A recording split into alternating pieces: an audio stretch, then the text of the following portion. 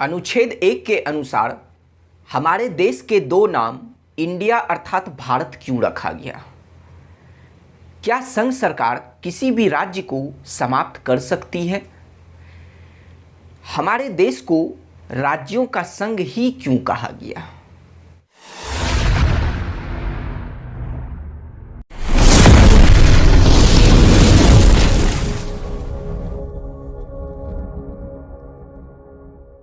Hello everyone, मैं सुमित, आप सभी का मेरे यूट्यूब चैनल सैकी जीके पर स्वागत है। आज के क्लास में हम लोग संघ और उसके राज्य क्षेत्र के बारे में पढ़ेंगे, जिसे इंग्लिश में यूनियन एंड इट्स टेरिटरी कहा जाता है। तो चलिए शुरू करते हैं आज के क्लास को। और सबसे पहले बात करते हैं कि संघ और उसके राज्य क्षेत्र का उल्लेख हमारे संविधान में कहाँ किया गया है, या फिर हम यूं कहें कि संघ एवं उसके राज्य क्षेत्र का वर्णन या चर्चा हमारे संविधान में कहाँ किया गया है। तो आइए जानते हैं कि हमारे संविधान के भाग 1 के अंतर्गत अनुच्छेद 1 से 4 तक में संघ और उसके राज्य क्षेत्र का उल्लेख किया गया है। इसका मतलब यह हुआ कि संघ और उसके राज्य क्षेत्र भाग 1 में आते हैं और यह जो क्षेत्र है वह अनुच्छेद 1 से 4 के अंतर्गत आता है। मतलब हम लोगों को अनुच्छेद 1 से लेकर अनुच्छेद 4 तक पढ़ना है। तो चलिए शुरू करते हैं और सबसे पहले बात करते हैं अनुच्छेद 1 की। अनुच्छेद 1 में कहा गया है कि इंडिया अर्थात भारत राज्यों का संघ होगा। आगे बढ़ने से पहले हम लोग यह जान लेते हैं कि चूंकि संघ को इंग्लिश में यूनियन कहा जाता है, तो कई बार प्रश्न में क्या किया जाता है, मतलब एग्जाम में, कि राज्यों का संघ ना लिख के राज्यों का यूनियन लिख दिया जाता है। आपसे पूछ लिया जाएगा कि अनुच्छेद 1 में हमारे देश को मतलब क्या कहा गया है, तो राज्यों का संघ कहा गया है। वहां ऑप्शन देगा राज्यों का समूह या राज्यों का फेडरेशन या राज्यों का यूनियन। राज्यों का संघ ना देके क्या करेगा, राज्यों का यूनियन दे देगा। तो आंसर आपका क्या होगा, राज्यों का यूनियन हो जाएगा। मतलब इस यूनियन को हिंदी में डायरेक्ट यहाँ पर यूनियन लिख देगा और राज्यों का यूनियन जो ऑप्शन अगर रहेगा तो वह सही हो जाएगा। फिर बात करें कि राज्यों के संघ को इंग्लिश में क्या कहा जाता है, यूनियन ऑफ स्टेट्स। तो कई बार क्या किया जाता है कि प्रश्न के ऑप्शन में राज्यों का संघ या राज्यों का यूनियन ना लिख के स्टेट्स, ये यूनियन ऑफ स्टेट्स लिख दिया जाता है। मतलब उसी इंग्लिश को एज इट इज हिंदी में लिख दिया जाता है, यूनियन ऑफ स्टेट्स। तो वह आंसर हो जाएगा। तो इसलिए हर नाम को ध्यान में रखना है कि राज्यों का संघ या राज्यों का यूनियन या फिर यूनियन ऑफ स्टेट्स, लेकिन राज्यों का समूह नहीं होगा। ठीक है, यह चीज को ध्यान में रखना है। अब बात करते हैं कि अनुच्छेद 1 के अंतर्गत कि यह व्यवस्था किया गया है कि इंडिया अर्थात भारत राज्यों का संघ होगा। तो यह व्यवस्था दो बातों को स्पष्ट करती है। कौन कौन? तो पहला, देश का नाम, और दूसरा, राज पद्धति का प्रकार। कौन सी व्यवस्था? तो अनुच्छेद 1 के अंतर्गत जो यह व्यवस्था की गई है, यह व्यवस्था दो बातों को स्पष्ट करती है, एक देश का नाम और दूसरा राज पद्धति का प्रकार। तो चलिए पहले देश के नाम के बारे में बात करते हैं। सवाल उठता है कि आखिर अनुच्छेद 1 के अनुसार हमारे देश के दो नाम क्यों रखे गए, इंडिया अर्थात भारत, ये दोनों नाम रखने की क्या जरूरत थी? क्या संविधान सभा में हमारे देश के नाम को लेकर किसी भी तरह का मतभेद था? तो जवाब होगा नहीं। तो फिर क्या वजह थी? आइए इसे जानते हैं। तो संविधान सभा के कुछ सदस्यों ने सलाह दिया कि हमारे देश का परंपरागत नाम भारत है, तो इसलिए भारत नाम ही रख लिया जाए। जबकि संविधान सभा के कुछ अन्य सदस्यों ने कहा कि क्यों नहीं हम अपने देश के आधुनिक नाम इंडिया को रख लें। तो संविधान सभा ने इस पर विचार किया और कहा कि आप दोनों खुश रहिए, और दोनों के बातों को स्वीकार करते हुए अनुच्छेद 1 में यह प्रावधान किया गया देश के नाम को लेकर कि इंडिया अर्थात भारत। तो आप समझे कि क्यों अनुच्छेद 1 के अंतर्गत देश के 2 नाम रखे गए, इंडिया अर्थात भारत। तो संविधान सभा ने क्या किया, दोनों के बातों को स्वीकार करते हुए इस नाम को रख दिया। लेकिन इसका मतलब यह नहीं था कि संविधान सभा में इस नाम को लेकर, मतलब हमारे देश के नाम को लेकर 2 गुट बटा हुआ था या किसी तरह का मतभेद था, ऐसा कुछ भी नहीं था। अब बात करते हैं इसके दूसरे प्रावधान की, यानी यह व्यवस्था जो 2 बातों को स्पष्ट कर रही है। तो आइए दूसरे बातों को जानें कि दूसरा क्या है, कि यह जो अनुच्छेद 1 है यह बता रहा है कि राज पद्धति का प्रकार। राज पद्धति का प्रकार कहने का मतलब राज करने की प्रणाली, राज करने की प्रणाली को बता रहा है। कहने का मतलब कि यहां पर एक पार्ट में तो हम लोग देखें कि हमारे देश का नाम लिखा गया है, जबकि दूसरे पार्ट में हम देख रहे हैं कि हमारे देश की राज पद्धति के प्रकार को बताया गया है। अर्थात हमारे देश को राज्यों का संघ कहा गया है, क्योंकि हमारे भारत का संविधान का स्वरूप कैसा है, तो वह संघीय है। हमारे भारतीय संविधान ने किस स्वरूप को अपनाया है, तो वह संघीय स्वरूप को अपनाया है, संघीय व्यवस्था को अपनाया है।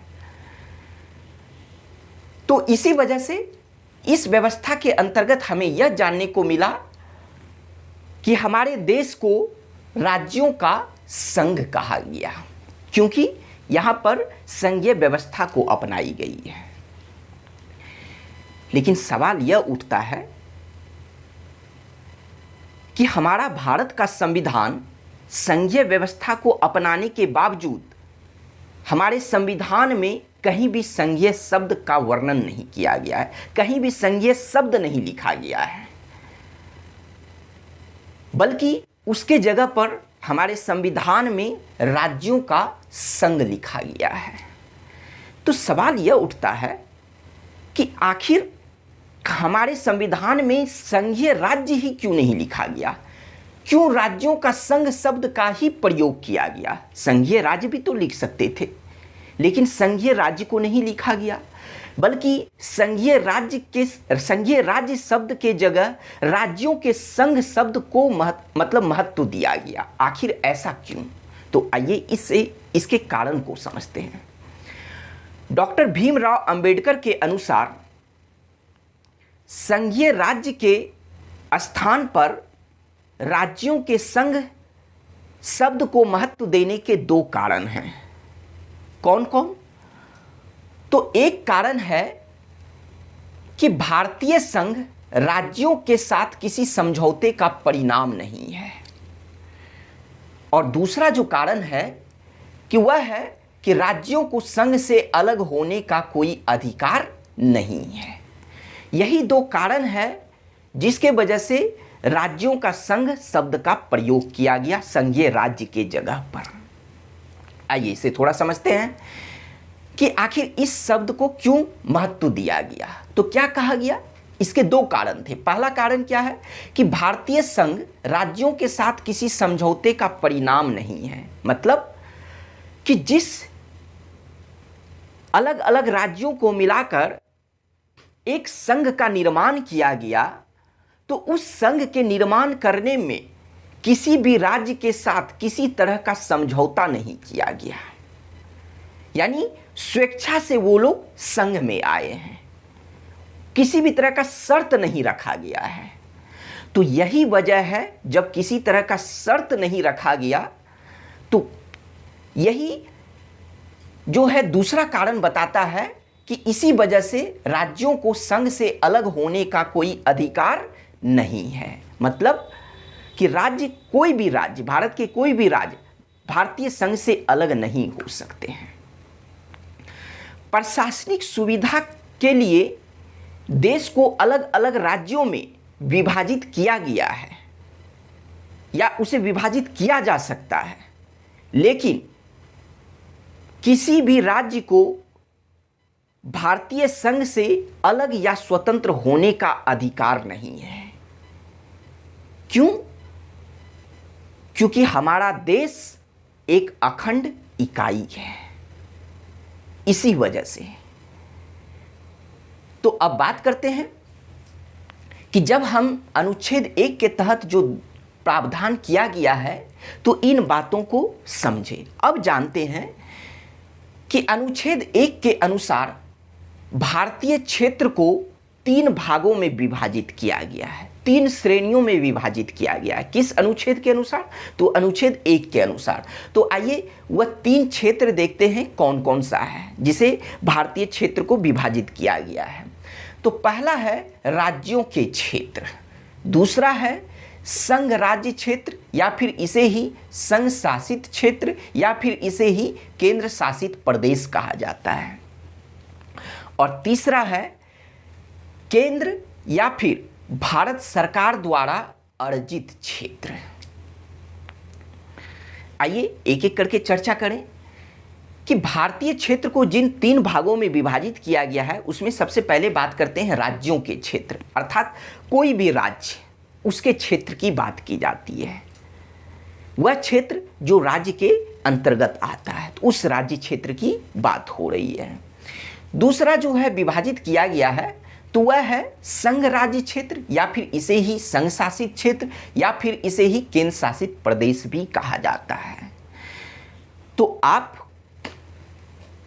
अपने कंफर्ट के अनुसार इन तीनों में से किसी एक नाम को याद कर सकते हैं या किसी एक नाम को मतलब लेकर चल सकते हैं, लेकिन ध्यान में इसके अलावा अन्य 2 नामों को भी रखना है। क्यों? क्योंकि एग्जामिनर एग्जाम में जो शब्द को रखेगा वह आपके कंफर्ट के अनुसार से नहीं रखेगा, बल्कि वो अपने कंफर्ट के अनुसार से रखेगा। तो इसी वजह से यहाँ पर आपको जानना है कि संघ राज्य क्षेत्र को ही संघ शासित क्षेत्र भी कहते हैं और उसे ही केंद्र शासित प्रदेश भी कहा जाता है। चलिए अब तीसरे क्षेत्र की बात करें कि यहाँ लिखा गया है केंद्र या भारत सरकार द्वारा अर्जित क्षेत्र। यह क्या है, इसे समझते हैं। ऐसा क्षेत्र जिसे कभी भी केंद्र सरकार कहें या भारत सरकार कहें या संघ सरकार कहें, ठीक है, तो ऐसा क्षेत्र जिसे कभी भी भारत सरकार द्वारा अधिग्रहित या फिर अर्जित किया जा सकता है, मतलब उस पर कभी भी, वैसा क्षेत्र जिस पर कभी भी भारत सरकार का अधिकार हो जाए, तो वह है तीसरा क्षेत्र। तो अनुच्छेद 1 के अनुसार भारतीय क्षेत्र को इन्हीं 3 क्षेत्रों में विभाजित किया गया है। अब बात करते हैं कि इन 3 अलग अलग क्षेत्रों में प्रशासन किसका होता है, किसके द्वारा प्रशासन चलाया जाता है। आइए इसे समझते हैं। सबसे पहले बात करें राज्यों के क्षेत्र की, तो चूंकि राज्य संघ का हिस्सा है, इस भारतीय संघ का सदस्य है, तो इसी वजह से इस क्षेत्र में शक्तियों का विभाजन किया गया है। किसके किसके बीच? तो केंद्र सरकार और राज्य सरकार के बीच में, या फिर हम कहें कि संघ सरकार और राज्य सरकार के बीच में इस क्षेत्र में शक्तियों का विभाजन किया गया है। अब बात करते हैं बाकी के जो 2 क्षेत्र बच गए, एक संघ राज्य क्षेत्र और दूसरा वैसे क्षेत्र जो भारत सरकार द्वारा अर्जित किए गए हों। तो इन दोनों क्षेत्र पर किसका प्रशासन होगा? तो यहाँ देखिए ब्रैकेट में लिखा गया है कि संघ राज्य क्षेत्र और केंद्र द्वारा अर्जित क्षेत्र का प्रशासन राष्ट्रपति के द्वारा किया जाता है। कहने का मतलब कि इन 2 क्षेत्रों पर जो है सीधे केंद्र सरकार का प्रशासन होता है और वह किसके द्वारा चलाया जाता है, तो वह राष्ट्रपति के द्वारा चलाया जाता है।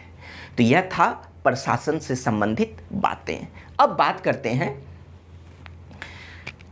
कि यह जो अनुसूची 1 में यह कहा गया है कि भारत जो है, इंडिया अर्थात भारत राज्यों का संघ होगा, ठीक है।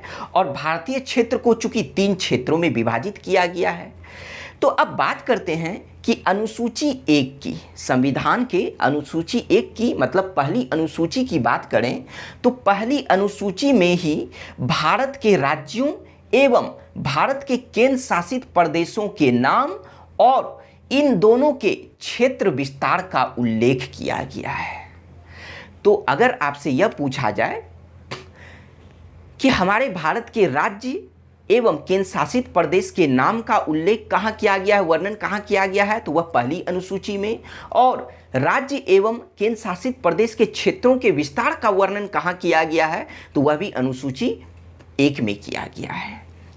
फिर बात करते हैं कि अगर बात करें कि वर्तमान में भारतीय संघ में कितने राज्य और कितने केंद्र शासित प्रदेश हैं, तो 28 राज्य और 8 केंद्र शासित प्रदेश हैं। वर्तमान की बात हो रही है कि वर्तमान में 28 राज्य और 8 केंद्र शासित प्रदेश हैं। अब बात करें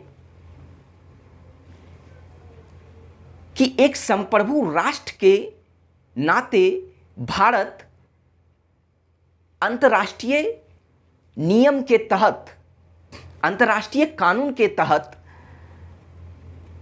किसी भी विदेशी भूमि का अधिग्रहण कर सकता है, विदेशी भूमि पर अपना अधिकार कर सकता है एक संप्रभु राष्ट्र के नाते। जैसे अगर हम बात करें तो भारत के संविधान लागू होने के बाद भी कुछ ऐसे क्षेत्र थे जहां पर विदेशियों का कब्जा था। जैसे अगर बात करें तो दादर और नागर हवेली, दमन व दीव, गोवा, पुडुचेरी एवं सिक्किम का क्षेत्र है, जहां पर भारत के संविधान लागू होने के बाद भी विदेशियों का कब्जा था। लेकिन क्या हुआ कि भारत एक संप्रभु राष्ट्र होने के नाते उन क्षेत्रों पर जो है अपना अधिग्रहण जमाया, जो है यानी उस पर अपना अधिकार जो है उस पर प्राप्त किया। तो यह किस नाते, भारत एक संप्रभु राष्ट्र के नाते वह विदेशी भूमि पर भी अपना अधिकार जमा सकता है। यह भारत को अधिकार प्राप्त है एक अंतर्राष्ट्रीय नियम के तहत। अब बात करते हैं अनुच्छेद 2 की। तो अनुच्छेद 2 में क्या प्रावधान किया गया है? अनुच्छेद 2 में संसद को संघ में नए राज्यों का प्रवेश या फिर स्थापना करने के लिए विधि बनाने का अधिकार प्रदान किया गया है। कहने का मतलब यह हुआ कि अनुच्छेद 2 संसद को 2 प्रकार की शक्ति प्रदान करती है। कौन कौन? तो पहला, नए राज्य को भारतीय संघ में शामिल करने की शक्ति, और दूसरा, नए राज्यों की स्थापना या नए राज्यों की गठन करने की शक्ति।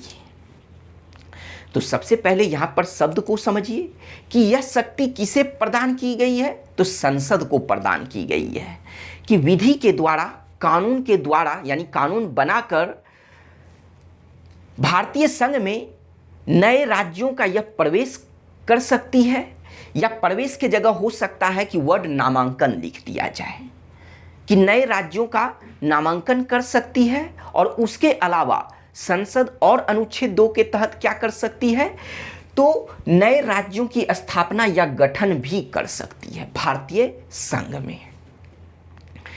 अब यहां पर चूंकि बातों को समझें कि अगर पहले शक्ति की बात करें कि नए राज्य को भारतीय संघ में शामिल करने की शक्ति जो प्रदान की गई है संसद को, तो यह उन नए राज्य की यहां बात की जा रही है जो पहले से अस्तित्व में है।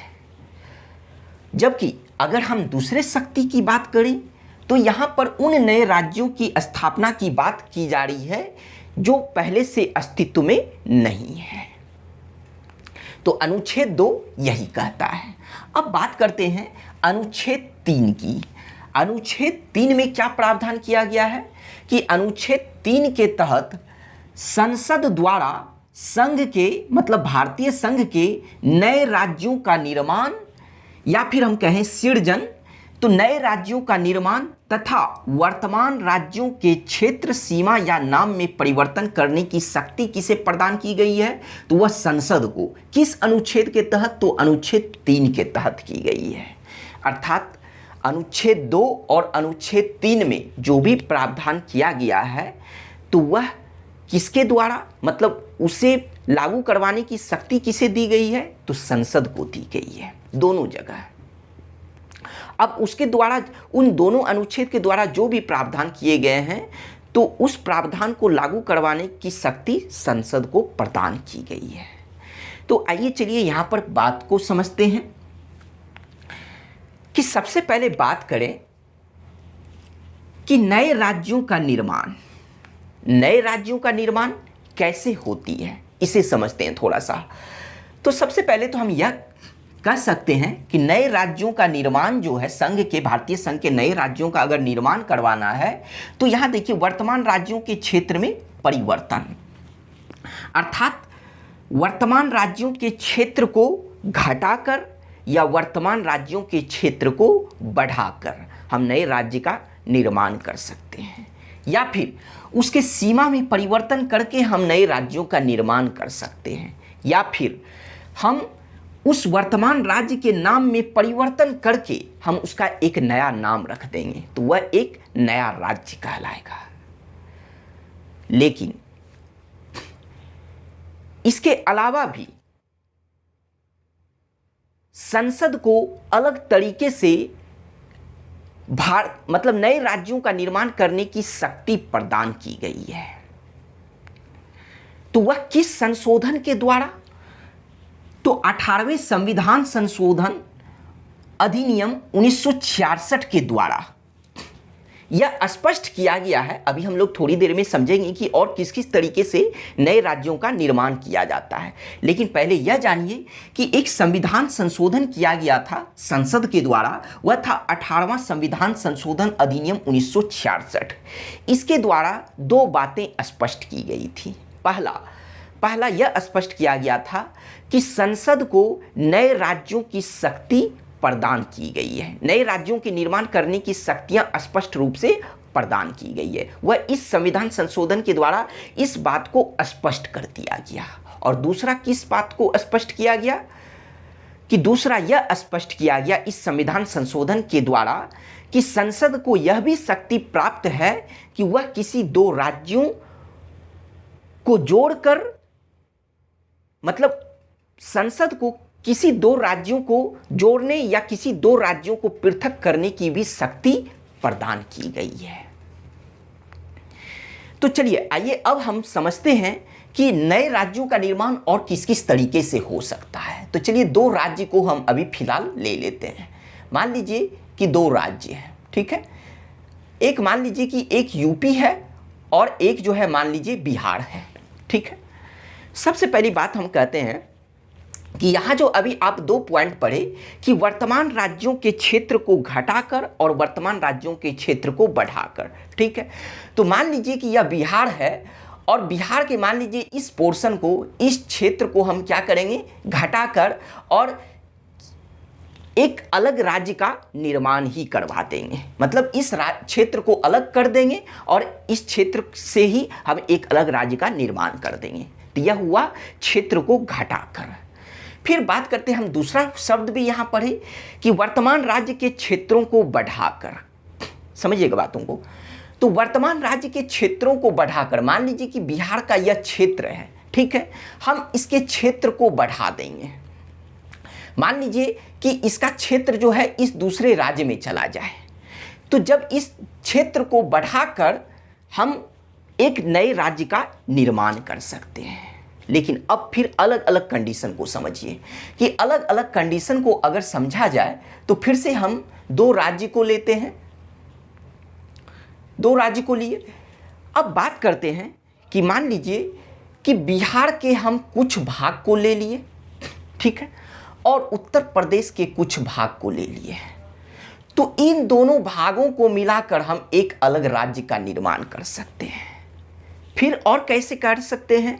अब हम बात करते हैं कि मान लीजिए यह पूरा का पूरा बिहार और यह पूरा का पूरा यूपी, इन दोनों राज्यों को पूर्ण रूप से मिलाकर हम एक अलग राज्य का निर्माण कर सकते हैं, एक नए राज्य का निर्माण कर सकते हैं। तो यह सब प्रक्रिया है नए राज्यों के निर्माण से संबंधित, जो कौन कर सकती है? तो जो संसद कर सकती है। अब बात करते हैं कि अब तक हम चूंकि सिर्फ संघ ये राज्य की ही बात कर रहे थे, लेकिन इसी तरह की प्रक्रिया संघ राज्य क्षेत्र अर्थात केंद्र शासित प्रदेश के साथ भी हो सकती है। जैसे थोड़ा सा हम एक एग्जाम्पल से समझें कि जैसे हम एक एग्जाम्पल को लें कि मान लीजिए कि एक राज्य है और दूसरा एक केंद्र शासित प्रदेश है। ठीक है, बातों को समझिएगा। एक राज्य है और दूसरा एक केंद्र शासित प्रदेश है। तो मान लीजिए कि हम राज्य के कुछ क्षेत्र को ले लिए और केंद्र शासित प्रदेश के कुछ क्षेत्र को ले लिए। ठीक है, और इसी जगह पर एक तीसरा राज्य है। तो हम एक राज्य के कुछ क्षेत्र को ले लिए और एक केंद्र शासित प्रदेश के कुछ क्षेत्र को ले लिए, और इन क्षेत्रों को हम ये जो अलग से जो राज्य है इस राज्य में मिला देंगे या इस केंद्र शासित प्रदेश में मिलाकर इसका एक नए राज्य का निर्माण कर देंगे। तो हम उस तरीके से भी कर सकते हैं। तो यही सारी प्रक्रिया है नए राज्यों को निर्माण से रिलेटेड है। तो अब चलिए हम लोग यह तो देख लिए कि किस तरह से नए राज्य का निर्माण किया जाता है, लेकिन बात करें कि अनुच्छेद 3 में जो भी प्रावधान किया गया है, संसद को जो भी शक्ति यहाँ पर इनसे संबंधित प्रदान की गई है, लेकिन इसके लिए अनुच्छेद 3 में 2 शर्त रखे गए हैं कि संसद जो है नए राज्यों का निर्माण या फिर वर्तमान राज्यों के क्षेत्र सीमा या नाम में जो परिवर्तन करेगी, तो इसके लिए अनुच्छेद 3 में 2 शर्त को रखा गया है। तो आइए 2 शर्त को देखते हैं। वह 2 शर्त कौन कौन सा है? पहला शर्त है कि संसद जो इससे संबंधित, अर्थात अब बार बार उस लाइन को नहीं बोला जाएगा, इससे संबंधित का मतलब अनुच्छेद 3 में जो भी प्रावधान किया गया है। ठीक है, तो अनुच्छेद 3 से संबंधित संसद अगर कोई भी विधेयक लाती है या अध्यादेश लाती है, मतलब प्रस्ताव, वैसा प्रस्ताव जिसे कानून बनना हो, उसे कहते हैं विधेयक, उसे ही कहते हैं अध्यादेश। तो अगर मान लीजिए कि 2 शर्त में से पहला शर्त यह है कि अनुच्छेद 3 से संबंधित विधेयक या अध्यादेश राष्ट्रपति के सिफारिश के बाद ही संसद में प्रस्तुत किया जाएगा। मतलब कि अनुच्छेद 3 से संबंधित प्रावधानों के लिए संसद जो कानून बनाने का काम करेगी, लेकिन उस कानून के बनाने से पहले क्या है कि यहाँ पर संसद में एक विधेयक को लेकर आएगी, एक अध्यादेश को लेकर आएगी, और तभी जाकर जो है वह उसे पारित करके कानून बनाया जाएगा। लेकिन शर्त रखा गया कि वह विधेयक संसद में तभी प्रस्तुत किया जाएगा जब तक उसे राष्ट्रपति की सिफारिश प्राप्त ना हो जाए। सिफारिश कहने का मतलब क्या होता है कि पूर्व मंजूरी, मतलब यह हुआ कि इससे संबंधित विधेयक संसद में प्रस्तुत तब तक नहीं किया जाएगा जब तक उस विधेयक को राष्ट्रपति से पहले मंजूरी नहीं मिल जाता है। राष्ट्रपति का अगर सिफारिश नहीं मिलता है तब तक उस विधेयक को संसद में प्रस्तुत नहीं किया जाएगा। यह है पहला शर्त। अब हम दूसरे शर्त की बात करें तो दूसरा शर्त है कि राष्ट्रपति जो है सिफारिश से पहले अर्थात मंजूरी देने से पहले उस विधेयक को संबंधित राज्य के विधानमंडल का राय या मत जानने के लिए भेजता है। तो यहां पर एक शब्द आया कि संबंधित राज्य के विधानमंडल। तो यहां पर समझिए कि यहां पर पहला शर्त क्या था कि संसद में वह विधेयक तब तक प्रस्तुत नहीं की जा सकती है जब तक उस विधेयक को जो है राष्ट्रपति से सिफारिश प्राप्त ना हो जाए, यानी उसकी मंजूरी ना मिल जाए। फिर दूसरा शर्त क्या रखा गया कि राष्ट्रपति जो है सिफारिश देने से पहले, मंजूरी देने से पहले उस विधेयक को क्या करेगा कि संबंधित राज्य के विधानमंडल को भेजेगा। तो संबंधित राज्य के विधानमंडल कहने का मतलब क्या होता है कि मान लीजिए कि अगर हम किसी नए राज्य का निर्माण करते हैं तो वह किसी न किसी वर्तमान राज्य के क्षेत्र, सीमा या नाम में परिवर्तन करके ही नए राज्य का निर्माण करेंगे। तो वही हुआ कहने का मतलब कि जब हम नए राज्य का निर्माण कर रहे हैं तो उसके निर्माण से संबंधित जो भी वर्तमान राज्य का विधानमंडल उसके अंतर्गत आ रहा है, तो राष्ट्रपति क्या करेगी कि सिफारिश देने से पहले, मंजूरी देने से पहले उस विधेयक को संबंधित राज्य के विधानमंडल में भेजेगी। क्यों?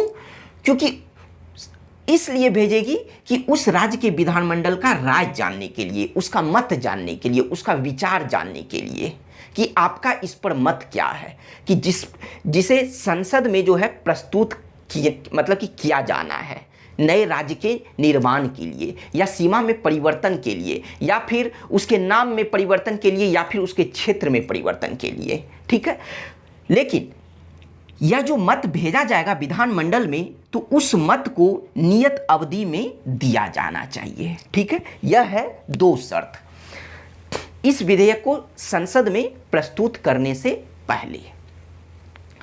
अब सवाल यहां पर यह उठता है कि दोनों शर्त को हम लोग जान लिए, लेकिन इसके बाद अब 2 तरह के सवाल उठते हैं कि ठीक है कि संबंधित राज्य का विधानमंडल अपना मत, अपना राय नियत अवधि में अगर वह भेज देता है, तो क्या राष्ट्रपति या संसद उस राय को मानने के लिए बाध्य है?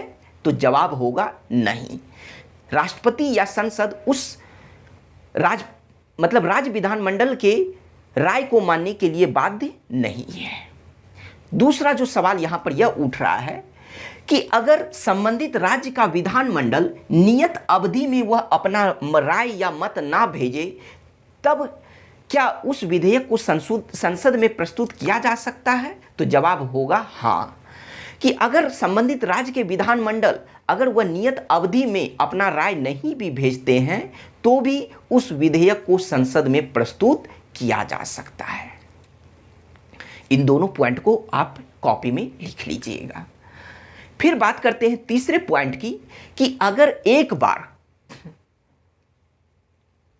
कि अनुच्छेद 3 के प्रावधानों से संबंधित विधेयक संसद में प्रस्तुत हो जाती है, तब उसके बाद संबंधित राज्य के विधानमंडल से फिर दोबारा किसी भी तरह का राय लेने की जरूरत नहीं पड़ेगी। या मतलब वो तो एक तरह से औपचारिकता है कि आप राय दीजिए या ना दीजिए, तो भी हम संसद में प्रस्तुत कर ही देंगे। आप राय दीजिए तो भी हम आपके राय को मानने के लिए बाध्य नहीं हैं। तो इसका मतलब क्या हुआ कि राष्ट्रपति जो है संबंधित राज्य के विधानमंडल को जो राय जानने के लिए जो उस विधेयक को भेजती है, तो इसका मतलब सिर्फ वह औपचारिकता होती है, वह बाध्य नहीं होती है।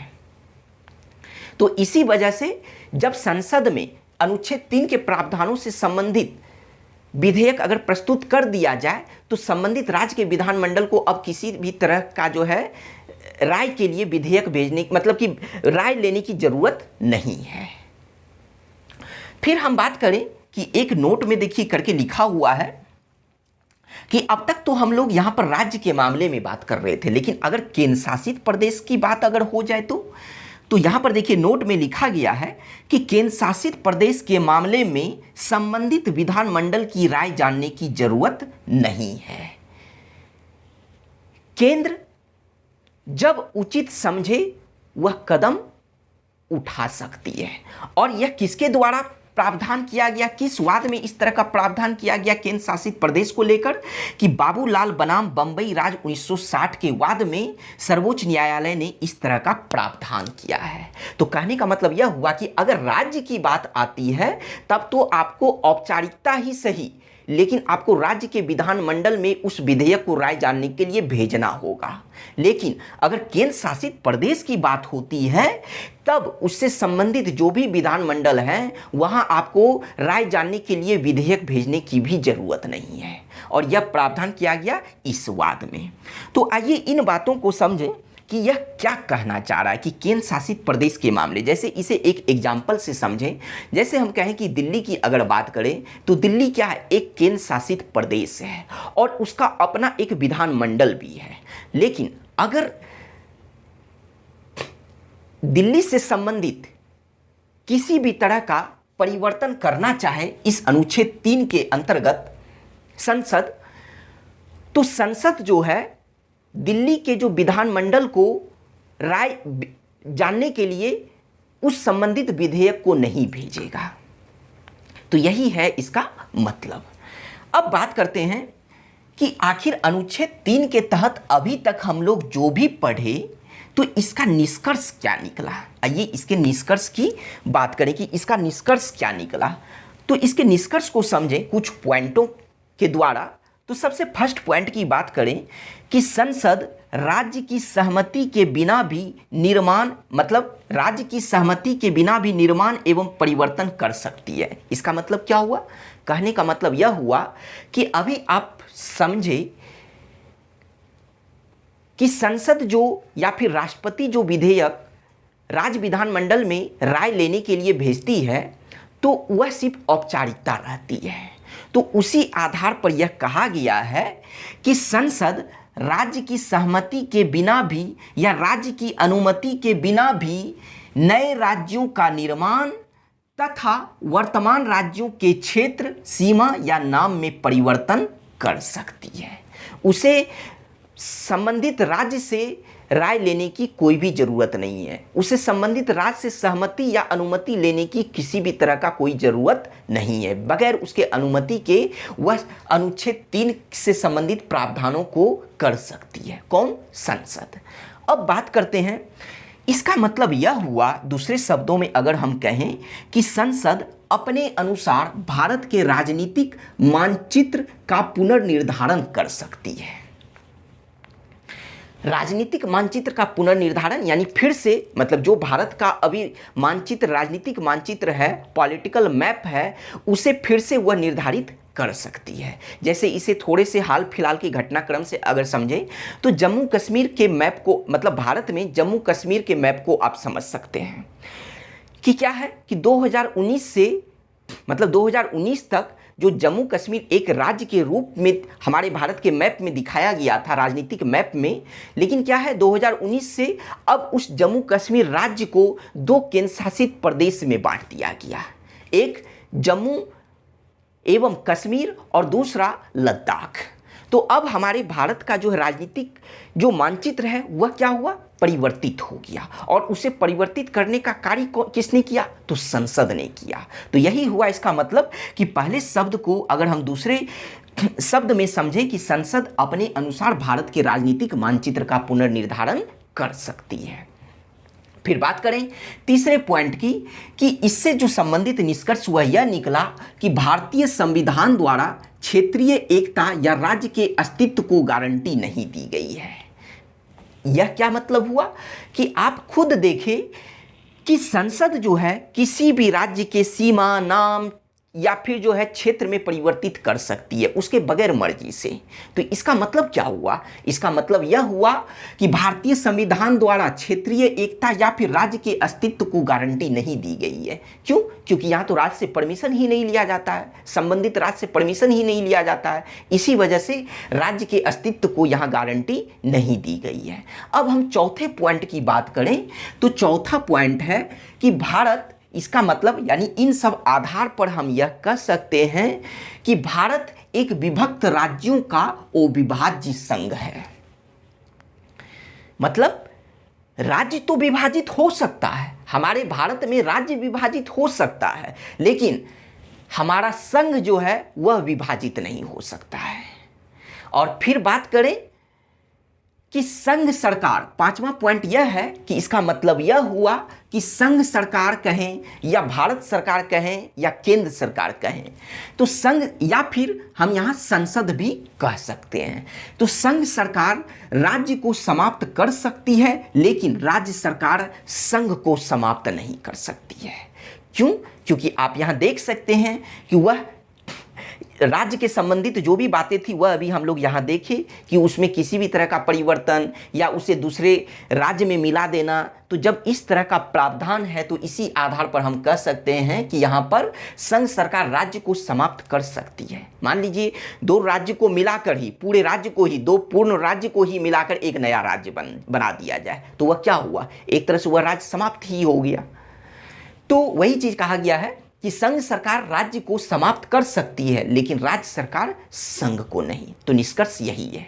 लेकिन अब हम थोड़ा सा यहाँ पर अमेरिका की बात करें कि वहाँ पर किस तरह का प्रावधान किया गया है। तो अगर उसकी बात करें तो अमेरिका के संविधान द्वारा क्षेत्रीय एकता एवं राज्य के अस्तित्व को गारंटी दी गई है। ऐसा क्यों?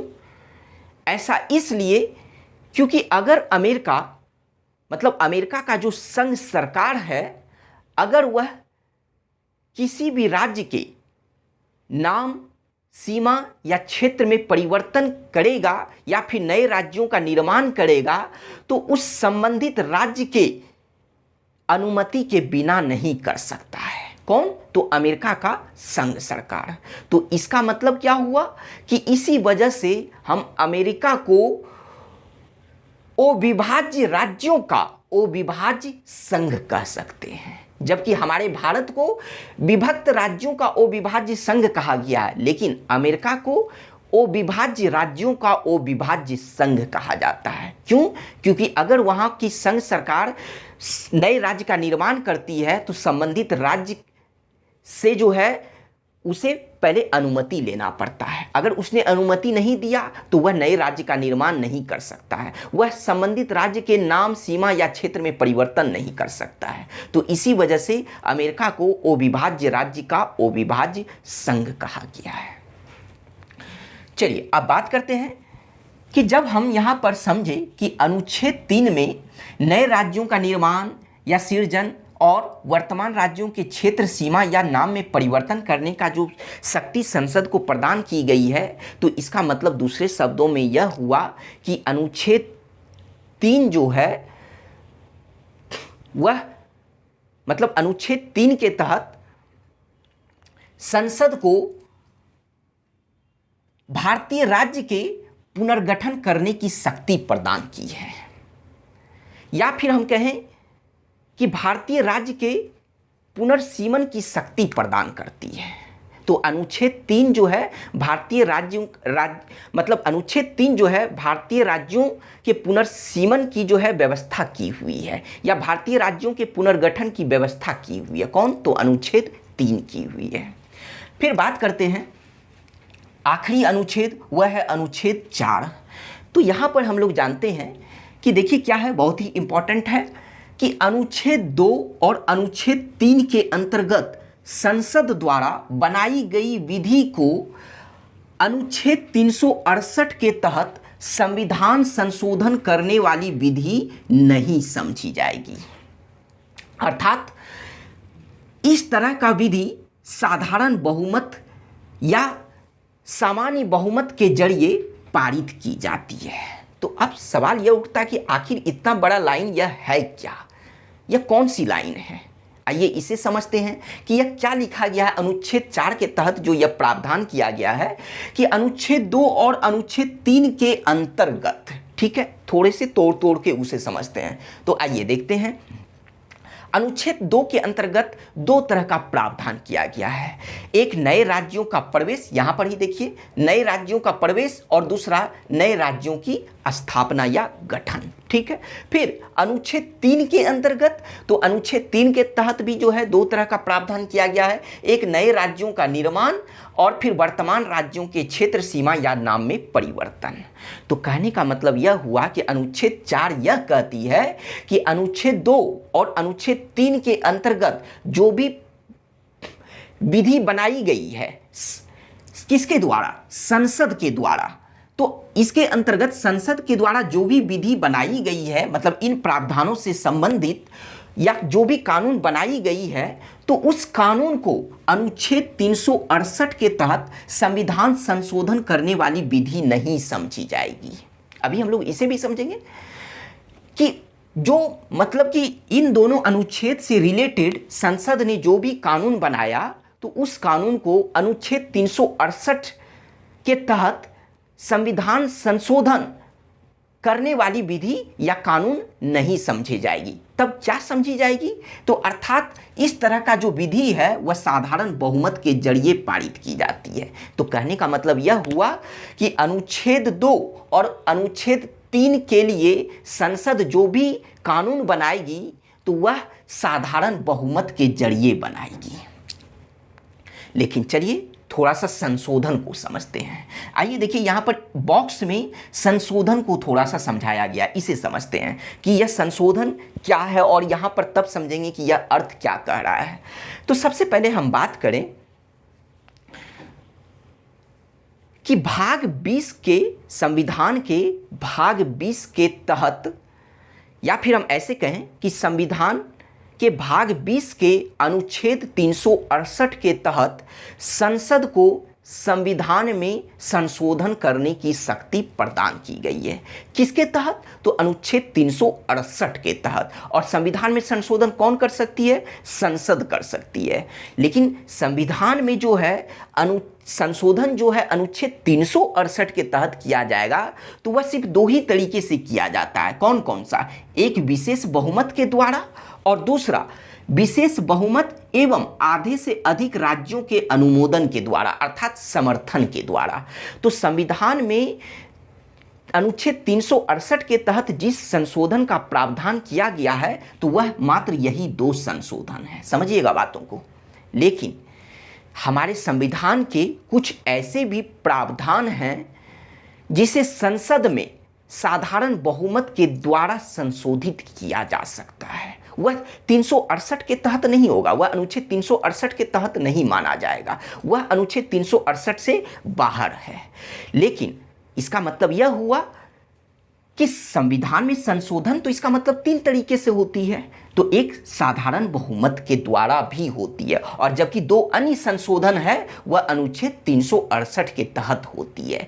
तो यहाँ पर वही बात कहा गया कि अब समझिए फिर से कि अनुच्छेद 4 यह कहती है कि अनुच्छेद 2 और अनुच्छेद 3 में जो संसद विधि बनाया है, कानून बनाया है, तो वह विधि अनुच्छेद 368 के संशोधन के द्वारा करके नहीं बनाया है बल्कि साधारण बहुमत के द्वारा ही इन दोनों विधि को, इन दोनों अनुच्छेद से रिलेटेड विधि को बनाया है।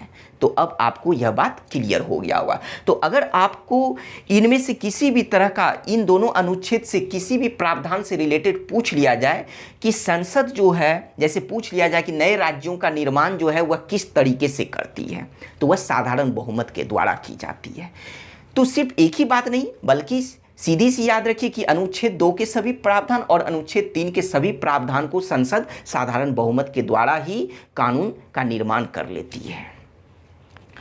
चलिए अब बात करते हैं कि अनुच्छेद 4 में एक और भी बात कही गई है। एक और बात क्या कहा गया है, देखिए नोट करके लिखा गया है कि अनुच्छेद 2 और अनुच्छेद 3 के प्रावधानों के लिए संविधान की पहली और चौथी अनुसूची का संशोधन करना आवश्यक होगा। मतलब कि अगर अनुच्छेद 2 और अनुच्छेद 3 के लिए जो भी विधि संसद बनाती है, इससे संबंधित मतलब कि जो है मतलब कानून बनाती है, तो उसके लिए संविधान की पहली अनुसूची और चौथी अनुसूची को भी संशोधित करना आवश्यक होगा। तो आइए बात करते हैं कि आखिर क्यों इन दोनों अनुसूची को संशोधित करना आवश्यक है। तो सबसे पहले बात करते हैं पहली अनुसूची की। तो आइए हम देखते हैं कि यहाँ हम लोग पढ़े थे कि पहली अनुसूची में भारत के राज्यों एवं केंद्र शासित प्रदेशों के नाम एवं उनके क्षेत्रों के विस्तार का उल्लेख किया गया है।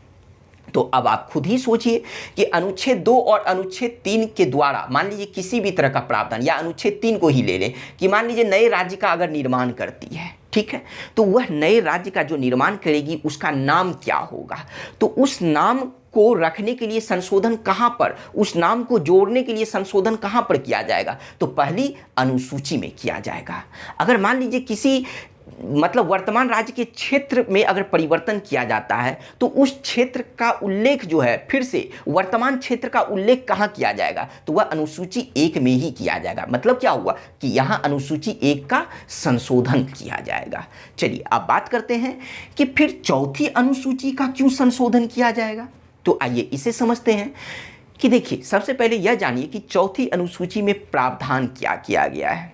ठीक है, चौथी अनुसूची में यह प्रावधान किया गया है कि राज्यों एवं केंद्र शासित प्रदेशों के लिए राज्यसभा में सीटों का आवंटन संबंधित प्रावधान किया गया है।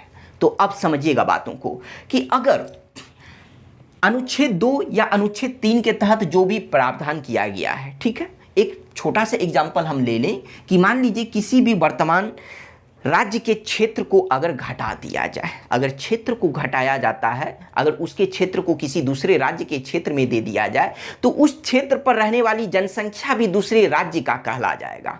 जैसे आप समझ सकते हैं कि बिहार से जो झारखंड अलग हुआ तो उस क्षेत्र में रहने वाले जो भी हुए तो वह अब कहाँ के कहलाते हैं, तो वह झारखंड के कहलाते हैं। इसका मतलब हमारी बिहार की जनसंख्या पहले की जनसंख्या से क्या हुई, कम हुई। तो जब हमारे बिहार की जनसंख्या पहले से कम हुई तो इसका मतलब क्या हुआ कि अब जो है यहाँ राज्यसभा का जो सीट था तो उस सीट में भी कमी आएगी। बातों को आप समझ रहे हैं, क्योंकि सीटों का जो आवंटन करने का प्रावधान है वह जनसंख्या के आधार पर की जाती है। तो अगर कोई क्षेत्र, वर्तमान राज्य के क्षेत्र में अगर हम कमी करते हैं तो उस क्षेत्र में रहने वाले जनसंख्या में भी कमी हो जाती है, मतलब उस राज्य के जनसंख्या में भी कमी हो जाती है, क्योंकि वह जनसंख्या, वह क्षेत्र जो है उस जनसंख्या को लेकर भी चली जाती है। और जब जनसंख्या में कमी हुई तो अर्थात उस राज्य के राज्यसभा सीट में भी कमी होगी। ठीक जस्ट अपोजिट, अगर राज्य का क्षेत्र बढ़ा देते हैं तो राज्य की जनसंख्या बढ़ जाएगी, और जब जनसंख्या बढ़ेगी तो उस राज्य का जो है राज्यसभा सीट होगा वह भी बढ़ जाएगा। तो राज्यसभा की सीटों का घटना या बढ़ना तो वह अनुच्छेद 2 और अनुच्छेद 3 पर डिपेंड करता है। तो जब हम यहाँ से संबंधित कोई भी प्रावधान को लाते हैं तो उसके लिए हमें अनुसूची 4 में भी संशोधन करना पड़ेगा। उम्मीद करते हैं कि आप यहाँ पर अच्छे से समझे होंगे बातों को।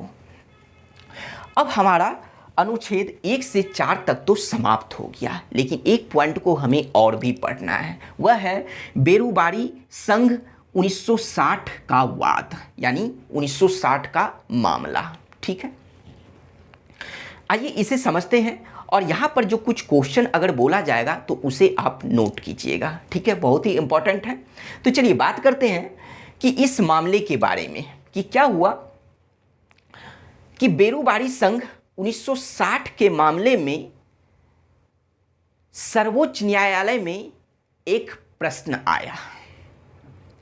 वह प्रश्न क्या था, उस प्रश्न को ध्यान से समझिएगा कि क्या संसद को अनुच्छेद 3 के अंतर्गत राज्यों के क्षेत्र में परिवर्तन करके उस क्षेत्र को किसी दूसरे देश को सौंप सकती है। इसे फिर से समझिएगा। ठीक है, कि क्या था कि बेरुबारी संघ 1960 के वाद में सर्वोच्च न्यायालय में जो एक प्रश्न आया, वह प्रश्न यह था कि ठीक है कि संसद को अनुच्छेद 3 के अंतर्गत राज्यों के क्षेत्र में परिवर्तन करने की शक्ति प्रदान की गई है। बातों को समझिएगा, उसे घटाने की या बढ़ाने की शक्ति प्रदान की गई है। तो अपने इसी शक्ति के आधार पर जिस राज्य के क्षेत्र को वो परिवर्तित कर रहा है, तो वह जो परिवर्तित किया हुआ क्षेत्र है, तो क्या उस क्षेत्र को संसद किसी अन्य देश को सौंप सकती है, या फिर हम कहें कि उस भारतीय भूभाग को संसद किसी अन्य देश को सौंप सकती है। तो इसका जवाब जानने से पहले आपको यह जानना चाहिए कि आखिर यह सवाल सर्वोच्च न्यायालय में आया कैसे। इन सवालों को समझिए कि आखिर कैसे आया। तो आइए बात करते हैं कि सबसे पहले बात करें कि इस बेरुबारी संघ क्षेत्र के बारे में कि यह क्षेत्र कहाँ पड़ता था। तो यह हमारे भारत की आज़ादी के बाद की बात हो रही है कि जब भारत स्वतंत्र हो गया था तब भारत के पश्चिम बंगाल में एक क्षेत्र था जिसका नाम था बेरुबारी संघ क्षेत्र, अर्थात यह बेरुबारी संघ क्षेत्र हमारे भारत के पश्चिम बंगाल का हिस्सा था। लेकिन क्या हुआ, 1960 में इस क्षेत्र को लेकर भारत और पाकिस्तान के बीच में विवाद था।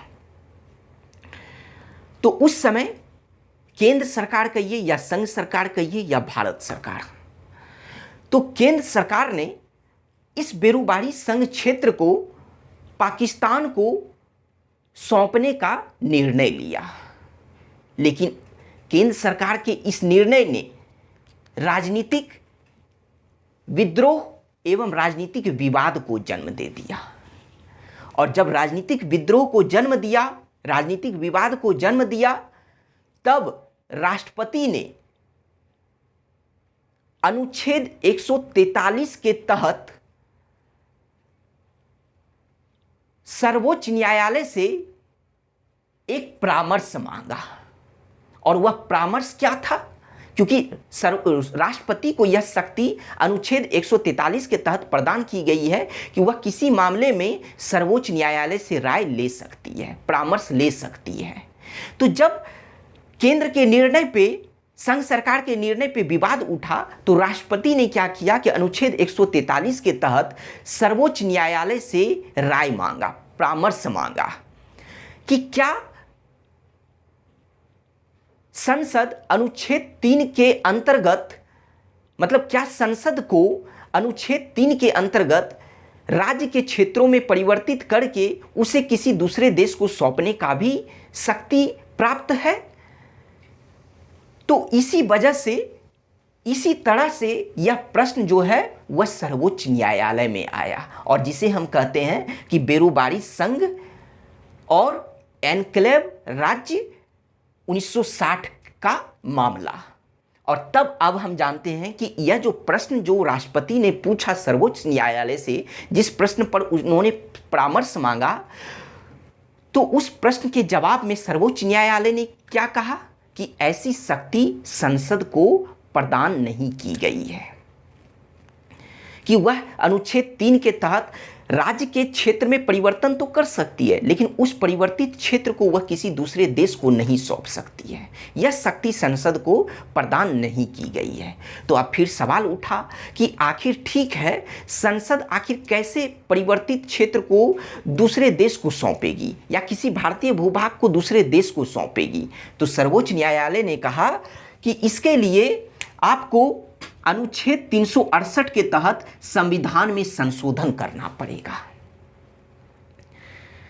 और उसी के तहत आप जो है मतलब किसी भी भारतीय भूभाग को दूसरे देश को सौंप सकते हैं।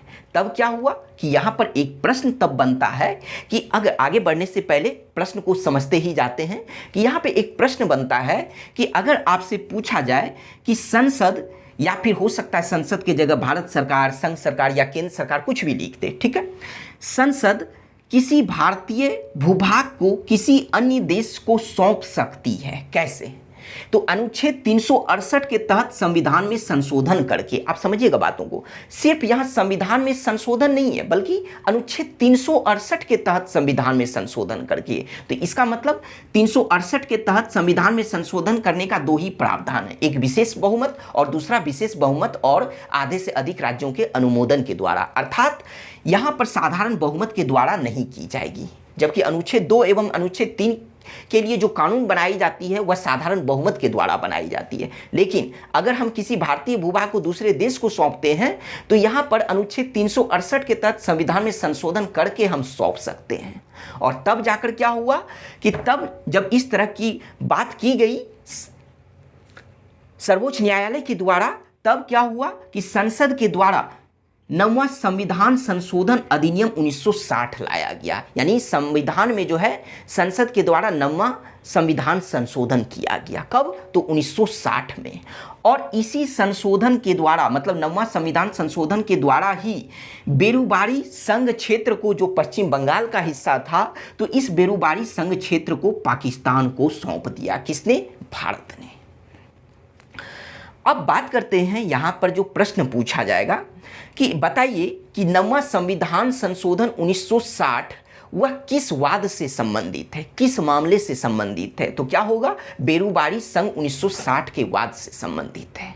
फिर दूसरा प्रश्न जो पूछा जाएगा कि बेरुबारी संघ क्षेत्र को भारत ने पाकिस्तान को किस संविधान संशोधन के द्वारा सौंपा? तो वह होगा 9वां संविधान संशोधन 1960 के द्वारा सौंपा। अब बात करते हैं कि लेकिन इसके बाद जो है 1969 में, यहाँ नोट कीजिएगा, यहाँ पर लिखा नहीं गया है कि 1969 में सर्वोच्च न्यायालय ने एक प्रावधान किया कि अब से भारत एवं किसी दूसरे देशों के साथ अगर किसी भी तरह का सीमा विवाद होता है तो उससे संबंधित संविधान में किसी भी तरह का संशोधन करने की जरूरत नहीं है, बल्कि उस विवाद को कौन सुलझाएगा? तो संघ की कार्यपालिका सुलझाने का कार्य करेगा। लेकिन एक बात आपको यह भी ध्यान में रखना है कि जो 1969 में सर्वोच्च न्यायालय ने प्रावधान किया, तो उसमें किसी भी भारतीय भूभाग को दूसरे देश को सौंपने की बात नहीं कही गई थी, सिर्फ दोनों देश के सीमा विवाद को निपटाने की बात कही गई थी। ठीक है, फिर बात करते हैं कि 2015 में संसद के द्वारा संविधान में 100वां संविधान संशोधन किया गया। ठीक है, और 100वां संविधान संशोधन 2015 के द्वारा क्या हुआ